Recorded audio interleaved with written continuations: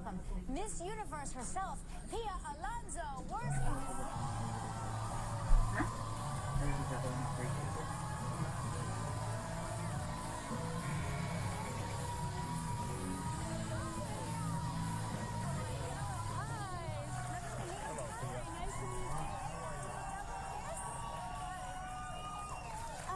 So in Philippines, do we double kiss? I'm not sure what the rule is. No, just one kiss Just is one is fine. fine. Okay, Yeah. good. Okay. Double is okay as well. No problem. Okay, so take us back in time.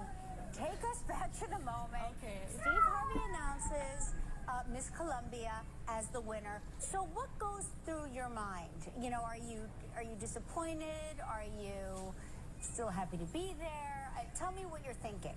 When I was announced as a first runner-up initially, I was just thinking to myself, okay, I made it this far. I'm pretty sure I made my country proud, and that's good enough for me.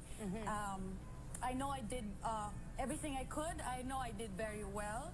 So, but when he announced that I was, in fact, the winner, of course, I was even more excited. Right. I mean, I joined Miss Universe because I wanted to win.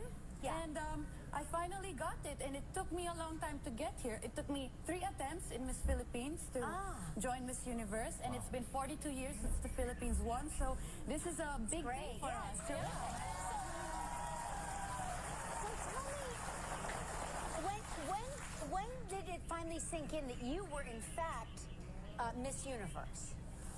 When I was backstage, actually, because when everything was happening on stage, everything was happening so fast. But backstage, I kept asking my now manager Esther. I kept asking her, "Did I really win?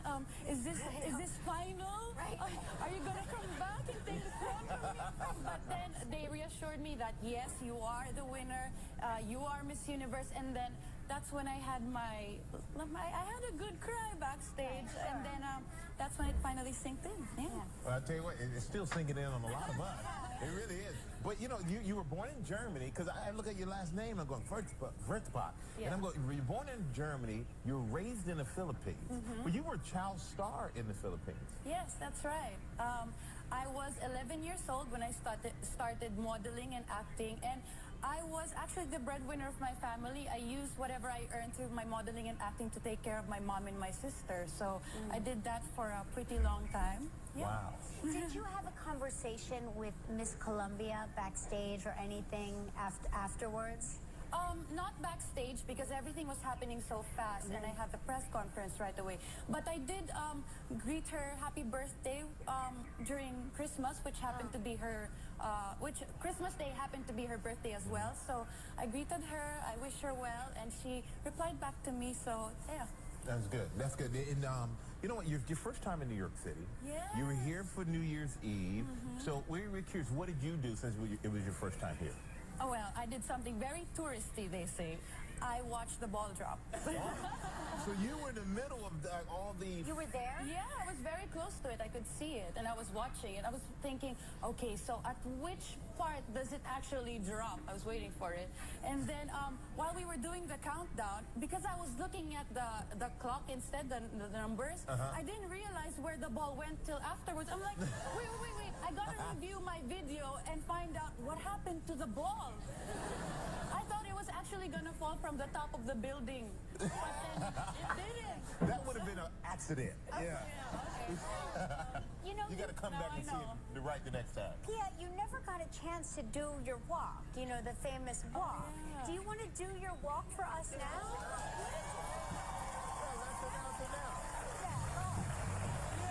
Everybody, please welcome Miss Universe, Pia Alonzo WURTZBACH from the Philippines.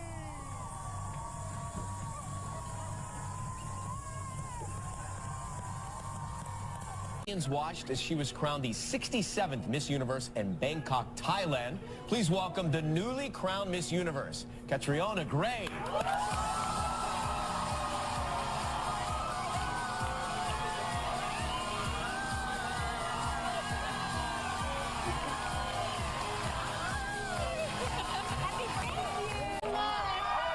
Congratulations.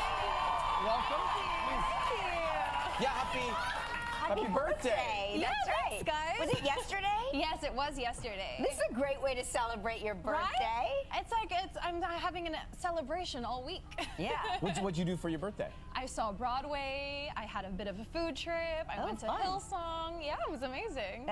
You grew up in Australia, I understand. Yes, I did. So when did you move to the Philippines? Or are you from? Your mom is? Yes, my mom is a Filipino. My dad is a Scottish immigrant to Australia. see, wow. So I was born and raised in Australia, and then I moved to the Philippines as a teenager. Wow. Yeah. And you've moved since here to New York, right? Yes, I'm 4 days fresh. Oh, literally. So You're covering a lot of ground. tell me, what do you think about winter? Well, Do you have a coat? I'm very concerned right now for your warmth level. I have a coat, and I've been going out in like at least a minimal of 3 layers. Good, Yeah. okay, good. So I'm looking a bit like a show pao when I go out, or I'm really fluffy looking, but as long as I'm warm, it's all good. Yeah. You're enjoying the change of climate because it's warmer. I love it. I love it. You know, I grew up in a one climate kind of setting. So in the Philippines and in where I grew up in Australia, it's one season: summer, hot season, and then wet season. So to see That must have been horrible for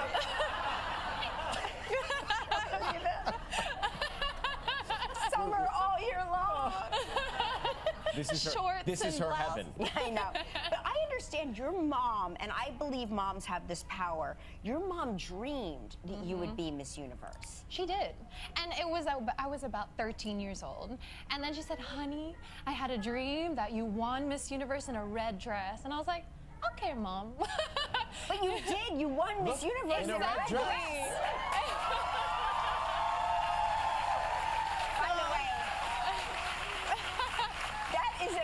that is a great dress. Thank you. It actually draws inspiration from my hometown in the Philippines, which is known for Mount Mayon volcano, which is a perfect cone volcano. Wait, look at everybody knows. Yes, we have here. That has to make you feel good. I love it. You know, Yeah. Filipino fans are the best fans in the world. Yeah. And this whole journey, has been amazing. This is not her first pageant. You won your first pageant way back in 1999 when you were 5 years old. You Yeah. won Little Miss Philippines. Oh, look at that shot. I mean, I've got to tell you, I can't tell how tall you are in this picture, but you are unchanged. I know, I didn't go through like a transformative puberty, but You had no I look the you had same. no awkward face. Oh, I did. I No, I did. Because don't when believe I it. was Yeah. 8, Tell me. No awkward face and all summer. Warm all year round. no, when I was 12, I was 5'8" tall.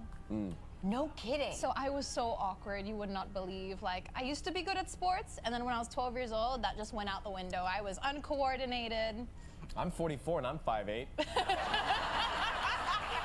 All right, tell me about it. You exaggerate, please.